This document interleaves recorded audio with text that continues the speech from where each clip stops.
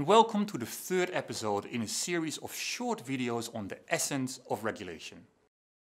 In this video we will explore the balancing acts that many regulatory agencies find themselves in. And I'm using the plural balancing acts here on purpose, because many regulatory agencies find themselves juggling with finding a balance between reducing uncertainty and promoting desirable behaviour, between stopping harms and risks in a reactive manner and preventing them to arise in the first place in a very proactive manner, and even between addressing illegal but sometimes unharmful activities and harmful but sometimes legal ones. In other words, regulators must walk on different tightropes at the same time.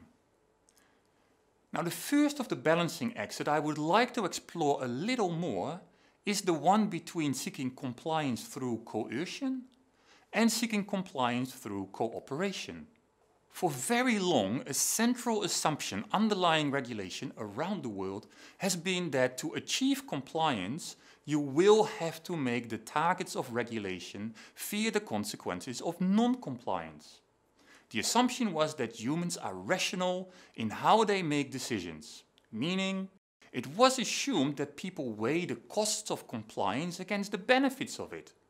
The task of the regulator was then simply to set a minimum level of behavior or performance of a product or service, and then introduce a system of monitoring and enforcement to make sure that people comply with these rules. And that could mean anything from increasing the number of inspections, increasing the severity of those inspections, increasing the times and the penalties that come with non-compliance, and even ensuring that fines are issued if non-compliance is observed. Now, our understanding of why people comply with the law and with regulation has changed dramatically since the 1960s. Over time, it has become clear that many people comply with regulation simply because they feel it is the right thing to do, or because it is the social norm around them. Focusing on those internal motivations through cooperation may then be a much better way to achieve compliance than focusing on external motivations through coercion. Now, likewise, sometimes people are simply not aware of regulation, or they don't have the capacity to comply. Now, in such situations, going by the book and focus purely on coercion may actually yield worse outcomes than aiming to achieve compliance through cooperation. There simply may be a mismatch between what regulation expects of people and what they can reasonably deliver. In such situations, regulators may be better off when working together with their targets and explore how compliance can be achieved in cooperation. The second of the balancing acts that I would like to explore a little more today is the one between seeking to prevent risks and harms and seeking to promote the type of behavior and other results that a regulator is after.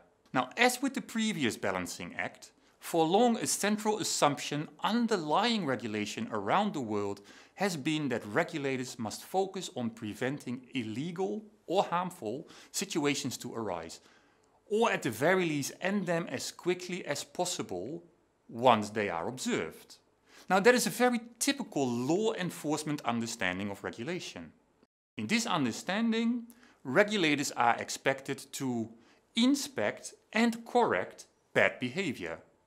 Think about targeting drunk drivers and take them off the streets specifically in the holiday season.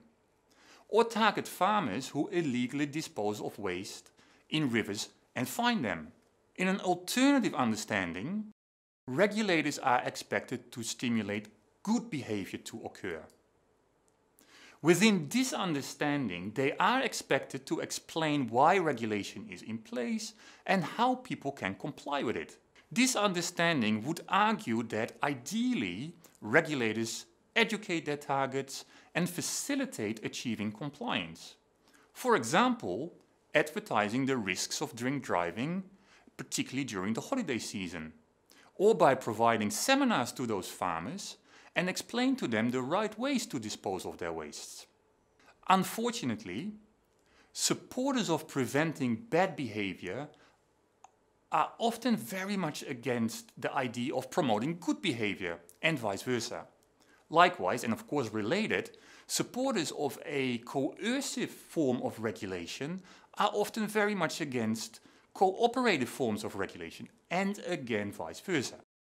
Now that essentially results in situations where regulators and their staff rally around regulatory solutions that fit their personal worldviews, but that are not necessarily the best solution to a specific regulatory problem or a specific target group at hand. It is often next to impossible to choose a regulatory solution before you understand the regulatory problem and your target group well. Regulators will always have to walk tightropes. They will always have to find a balance between being coercive and cooperative, between preventing bad behavior and promoting good behavior. And often they must mix different elements to find the best solution to a regulatory problem at hand. Now, how to do the mixing best? That is a topic of a next episode. Na mihi, and I hope to see you again soon.